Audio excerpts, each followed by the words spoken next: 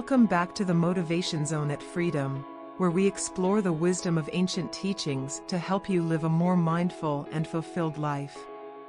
Today, we dive into a profound Zen story that challenges the very nature of our understanding.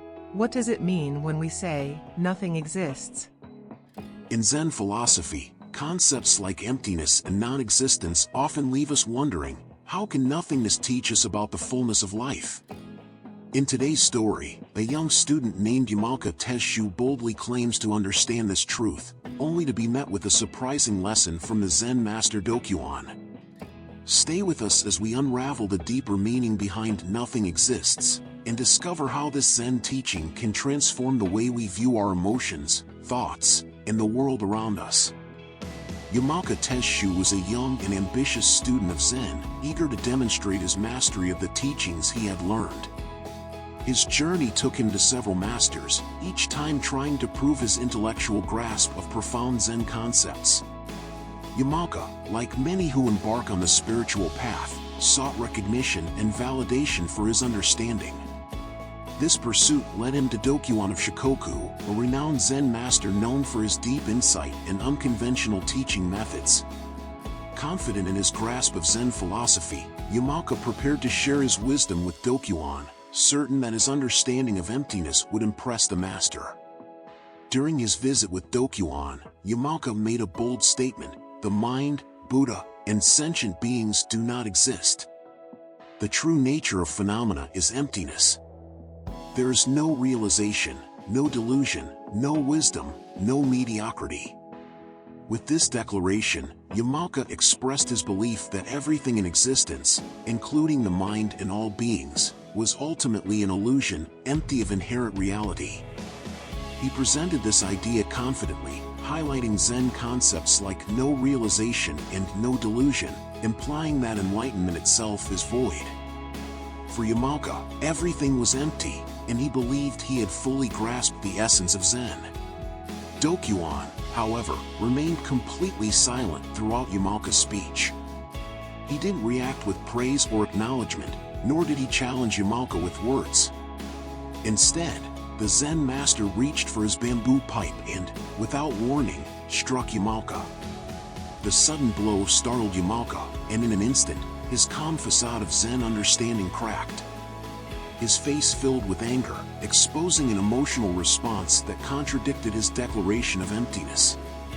With Yamaoka visibly shaken and anger rising within him, Dokuon finally broke his silence. He asked the simple yet piercing question: if nothing exists, where did this anger come from? In that moment, Yamaoka was forced to confront a deeper truth.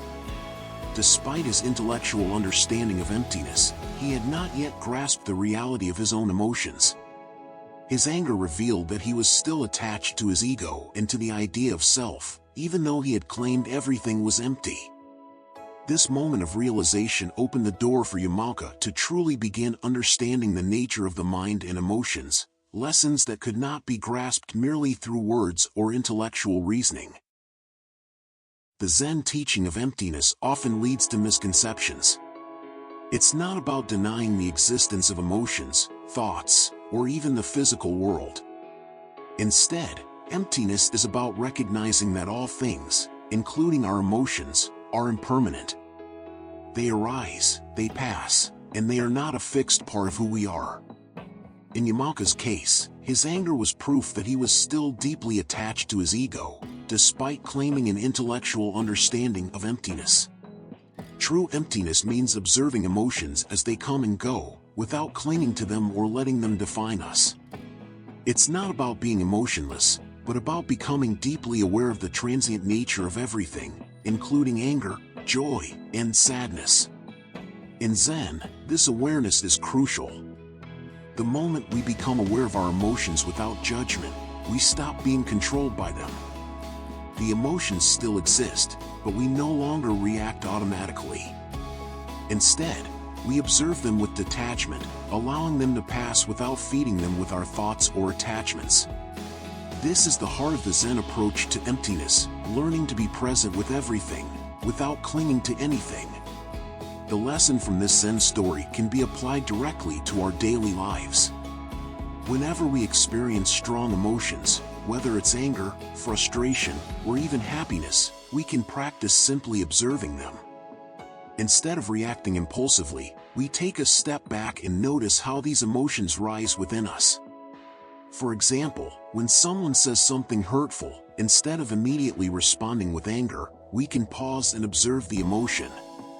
Where does it come from? Why is it arising?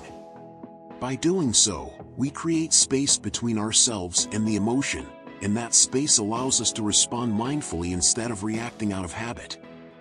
Mindfulness is key here. By practicing mindfulness regularly, we train ourselves to be more aware of our inner world. When emotions arise, instead of being swept away by them, we remain grounded and present. This simple practice can transform our relationships, our work, and even our personal growth. It allows us to move through life with a sense of peace, knowing that emotions are temporary, and we don't have to be ruled by them. In the end, the story of Yamaoka and Dokuon teaches us that emptiness isn't about rejecting life or emotions, it's about seeing beyond our attachments to them. It's about understanding that everything, from thoughts to feelings, is impermanent.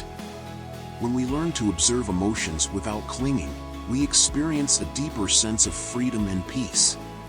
As you go through your day, I invite you to reflect on your own emotional responses. The next time you feel anger, joy, or fear, take a moment to pause and simply observe it.